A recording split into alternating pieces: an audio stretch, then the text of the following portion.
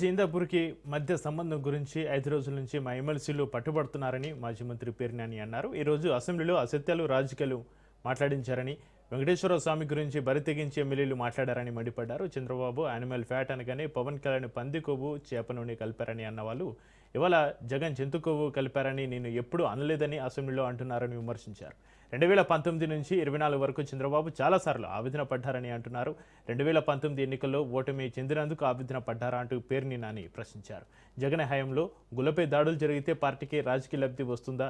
జగన్ సీఎంగా ఉండగా ఆలయాలపైన దాడుల వెనుక ఉన్నది చంద్రబాబు కాదని పేర్ని ఆరోపించారు.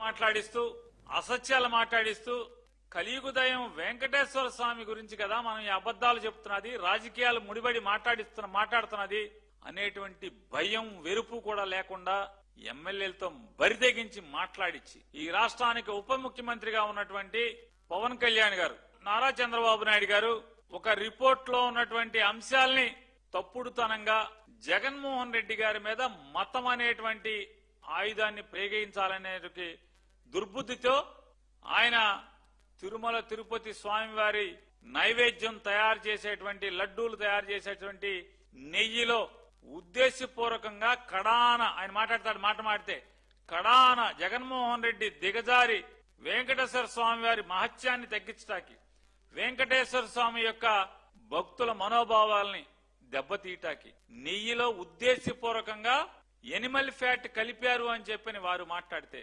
వెంటనే అదిగో తోక అని ఎవడో అంటే ఇదిగో పులి అని చెప్పని ఇంకోటి మాట్లాడంటే ఇంకొక దొంగ. అదే స్థాయి అదే రీతిలో ఆయన ఎనిమల్ ఫ్యాట్ కలిపాడు జగన్మోహన్ రెడ్డి అని మాట్లాడంగానే వెంటనే పవన్ కళ్యాణ్ బయలుదేరిపోయి ఎనిమల్ ఫ్యాట్ అంటే జంతు కొవ్వులు కలిపాడు జగన్మోహన్ రెడ్డి, పంది కొవ్వు కలిపాడు, అలాగే చేప కొవ్వు కూడా కలిపాడు జగన్మోహన్ రెడ్డి గారు.